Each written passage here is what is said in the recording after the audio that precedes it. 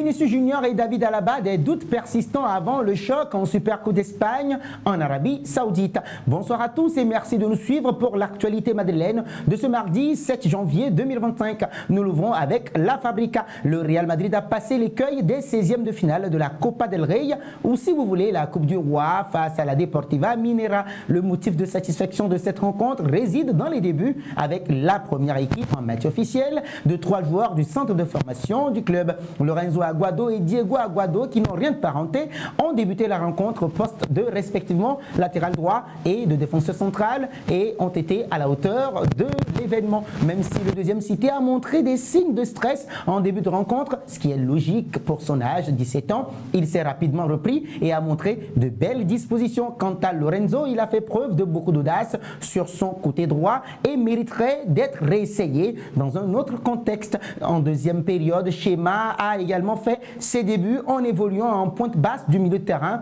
et a su tirer son épingle du jeu dans le ratissage des ballons. Sa grande taille lui permet d'être redoutable dans les duels aériens, mais également de récupérer dans les pieds adverses. Raúl Asensio n'effectuait lui pas ses débuts avec le Real Madrid, mais son premier match titulaire depuis le retour de blessure d'un certain Aurélien Tchouaméni, et une fois n'est pas coutume, il paraissait avoir de nombreuses années d'ancienneté au Real Madrid. Finalement, un mot également pour saluer l'excellente performance de Fran Martinez, le gardien adverse de la Deportiva Minera, qui a évité un score plus sévère. L'ironie de l'histoire réside dans le fait qu'il a évolué 2 ans dans le centre de formation du Real Madrid de 2016 à 2018, preuve supplémentaire de l'excellence de La Fabrica. Il convient de se rappeler également que Nacho Fernandez et Lucas Vázquez n'avaient fait leur début avec l'équipe Fagnon qu'à 22 et 23 ans.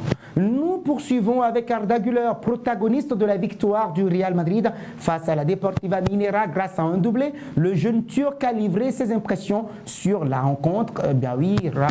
Rappelez-vous, remporté 5-0. J'espère que nous allons continuer à gagner des matchs en jouant aussi bien et en rendant heureux nos supporters. Ce soir, nous avons fait un grand match au niveau collectif. J'espère que nous allons pouvoir continuer ainsi. Je tente de faire de mon mieux à chaque opportunité qu'on me donne. Ce soir, j'ai marqué des buts et j'ai aidé l'équipe. Je suis très content de pouvoir contribuer à la victoire de l'équipe, mais le plus important reste la victoire collective. Les Madridistas nous soutiennent partout et ce soir nous avons voulu leur rendre et répondre justement avec notre football et avec la victoire. J'espère qu'ils continueront à nous soutenir comme ils le font toujours.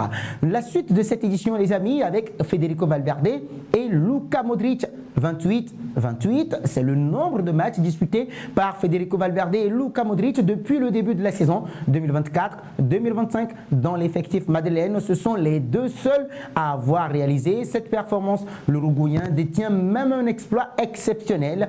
Il est le seul joueur des 5 grands championnats européens à avoir disputé ses 28 matchs en tant que titulaire, pièce maîtresse du dispositif du double pivot madrilène en ce début de saison. Federico Valverde est un élément clé que Carlo Ancelotti considère comme indéboulonnable. À 39 ans également, Luka Modric continue d'être une figure incontournable du Real Madrid, bien que son rôle cette saison soit différent de celui de son coéquipier Federico Valverde. Si Luka Modric a participé aux 28 matchs de la saison, il n'a été titularisé que 11 fois. Toutefois, son influence reste majeure sur le terrain. Chaque fois qu'il entre en jeu, sa vision du jeu, son calme olympien et sa précision technique apportent une plus-value indéniable au milieu de terrain du Real Madrid. Sa longévité est impressionnante et fait de lui un modèle pour les jeunes joueurs, en particulier un certain Federico Valverde qui bénéficie de son expérience et de ses conseils. Même avec moins de temps de jeu, Luka Modric reste un leader respecté au vestiaire du Real Madrid, capable de briller dans les moments clés et d'apporter la profondeur tactique nécessaire à l'équipe. Un rôle crucial pour guider le Real Madrid vers ses objectifs, notamment en Ligue des Champions et en Liga espagnole. La suite de cette édition, nous enchaînons avec la Super Coupe d'Espagne. Le tournoi poursuit son évolution en Arabie Saoudite où un contrat de 6 ans supplémentaires a été signé pour garantir son avenir jusqu'en 2030. Un exil inattendu, la Super Coupe d'Espagne, un tournoi historique, a trouvé sa nouvelle maison en Arabie Saoudite depuis 2020. L'objectif était clair, dynamiser une compétition de plus en plus délaissée par les clubs et la redynamiser encore une nouvelle fois avec une visibilité mondiale. La première édition en Arabie Saoudite en 2020 a marqué une rupture, bien que la pandémie ait contraint la RFEF à déplacer l'édition de 2021 au stade de la Cartuja à Séville. L'accord avec le royaume chérifien s'est rapidement révélé bénéfique selon AS, le journal sportif espagnol. Après une série de négociations entre plusieurs pays potentiels, l'Arabie Saoudite a remporté l'appel d'offres pour organiser la Super Coupe en échange d'un soutien financier conséquent, bien conséquent, et d'une exposition accrue pour le football espagnol. La compétition a depuis évolué pour devenir un tournoi à 4 équipes réunissant les 2 finalistes de la Copa del Rey et les 2 meilleurs clubs de la Liga espagnole. Et donc ce format